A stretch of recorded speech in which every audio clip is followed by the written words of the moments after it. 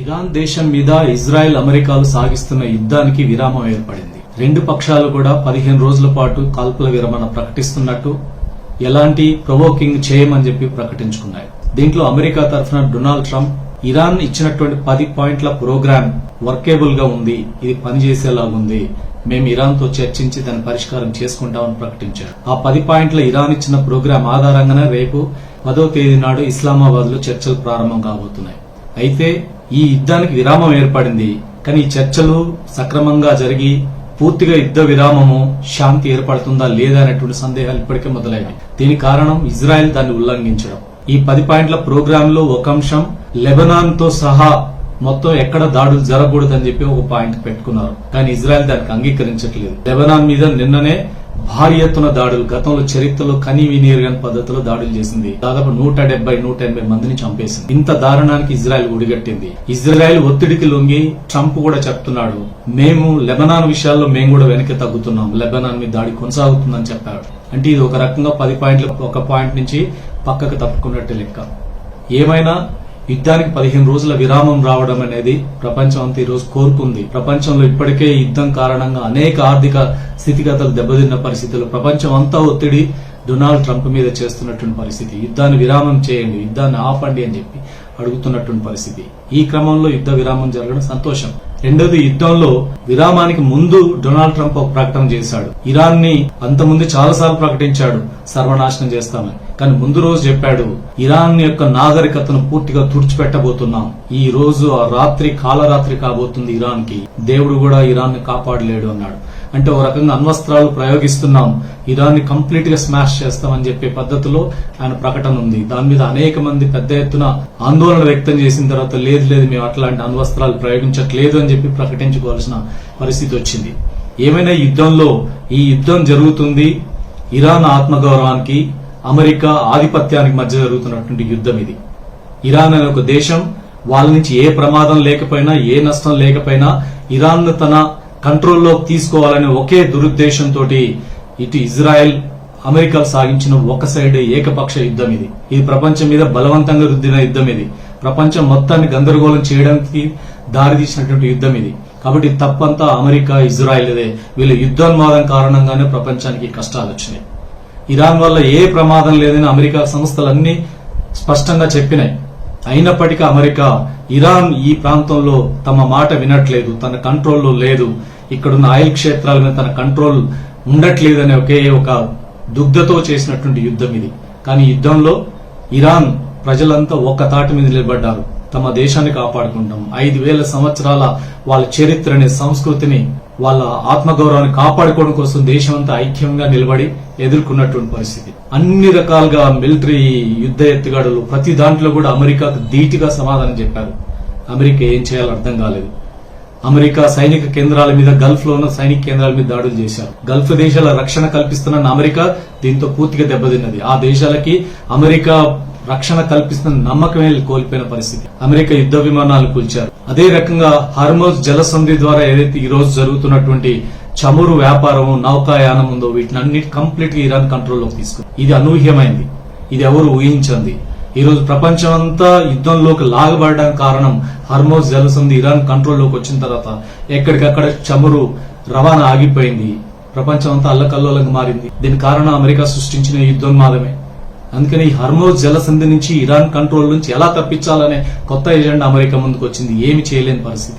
So ఈ background లో మరోవైపు అమెరికాలో కూడా ప్రజల్లో, అమెరికాలో ట్రంప్ అనుచరుల్లో కూడా యుద్ధ వ్యతిరేకత వచ్చింది. అనవసరంగా యుద్ధంలోకి తీసుకెళ్లాడని చెప్పి వ్యతిరేకత పెరిగింది.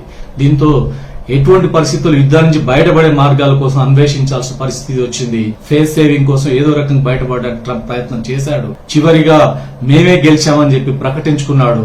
ఆ రకంగా ఇరాన్ లో లీడర్లను నాశనం చేశాం, అనేక ఆయుధాలను ధ్వంసం చేసాం, వాళ్ళ ఇన్ఫ్రాస్ట్రక్చర్ దెబ్బతీశాం, ఆయిల్ క్షేత్రాలను దెబ్బతీశాం, చాలా ప్రకటనలు చేసి మేము గెలిచామని చెప్పి నిన్న ప్రకటించుకున్నారు. కానీ వాస్తవంగా జరిగిందేంటి? ఈ యుద్ధంలో ఇరాన్ గెలిచింది, ఇరాన్ ఆత్మగౌరవం గెలిచింది, అమెరికా ఆధిపత్యం ఓడిపోయింది. అమెరికా లొంగిపోవాల్సిన దారికి రావాల్సిన పరిస్థితి ఏర్పడింది. అందుకని ఈ యుద్ధం ఇంకా కొనసాగడానికి వీల్లేదు. ఒక రకంగా ఇజ్రాయెల్ అమెరికాని యుద్ధంలోకి లాగినట్టు కూడా మనకు కనపడుతుంది. కాబట్టి ఇజ్రాయెల్ ఇంకా ఇదే యుద్ధోన్మాదంతో ఊగిపోతుంది. ఇంకా దాడులకి ప్రయత్నం చేస్తుంది. చుట్టుపక్కల దేశాలని ఆక్రమించుకొని ఇజ్రాయెల్ ఒక పెద్ద గ్రేటర్ ఇజ్రాయెల్ గా మారాలనే ఆకాంక్షల నుంచి ఇంకా యుద్ధాన్ని కొనసాగించే ప్రయత్నం సాగిస్తుంది.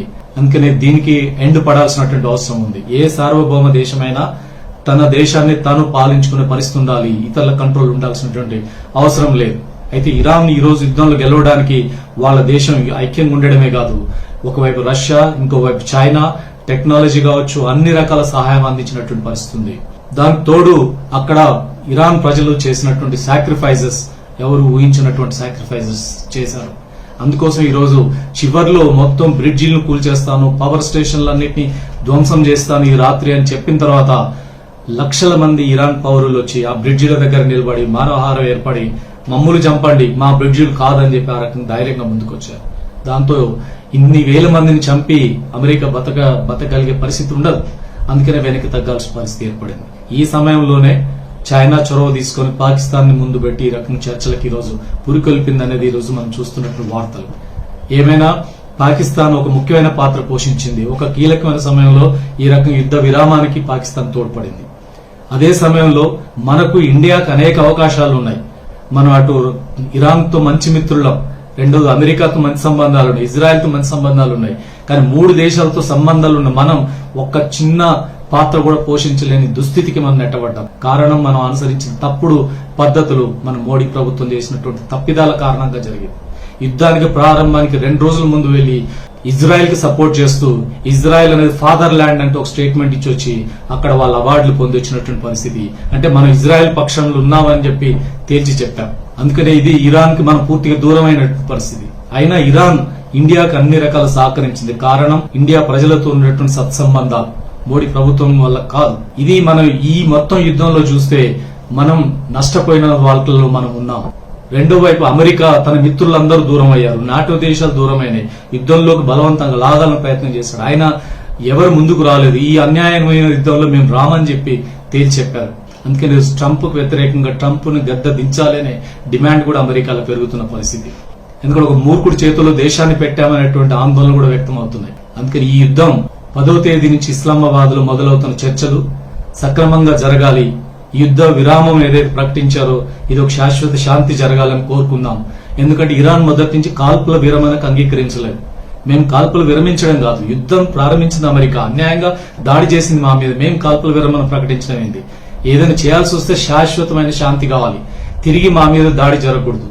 మేము న్యూక్లియర్ ఎనర్జీని మా అవసరాల కోసం వాడుకుంటున్నాం, అన్యాయంగా మా మీద మీరు దాడి చేస్తున్నారు, మా మీద ఆంక్షలు విధించారు, మామూలు అన్ని రకాల ఆటంకాలు వచ్చినాయి. రేపు మళ్ళీ భవిష్యత్తులో దాడులు జరగవని గ్యారంటీ ఏముంది? మేమే కాదు, మా మిత్రులు అనేక దేశాల్లో ఉన్న మిత్రులందరి మీద కూడా దాడి జరుగుతుంది. ఇవన్నిటి నుంచి కాపాడబడాలి. ఇవన్నీ చర్చల్లో ఉండి ఆ రకం శాశ్వత శాంతి కావాలని ఇరాన్ కోరుతుంది. అది న్యాయబద్ధమైంది, ఆ రకం శాశ్వత శాంతి జరగాలి. కానీ ఇరాన్ వీరోచిత పోరాటం ఈ రోజు వాళ్ళు ఒక హీరోలుగా నిలబెట్టింది ప్రపంచం ముందు. అమెరికా, ఇజ్రాయెల్ దుర్మార్గమైన యుద్ధాన్ని సాగించి ఈరోజు విలన్లుగా ప్రపంచం ముందు నిలబడాల్సినటువంటి పరిస్థితి వచ్చింది. ఏమైనా యుద్ధం త్వరగా ముగించాలి, ప్రపంచం ఈ కష్టం నుంచి, ఇబ్బందుల నుంచి బయటపడాలని కోరుకుంటున్నాం. అందుకని ఈ మధ్యవర్తిత్వం, ఇస్లామాబాద్ లో జరుగుతున్న చర్చలు సక్రమంగా జరగాలి, సక్రమంగా జరిగి ఆ రకంగా సమస్య పరిష్కారం కావాలని చెప్పి కోరుకుందాం.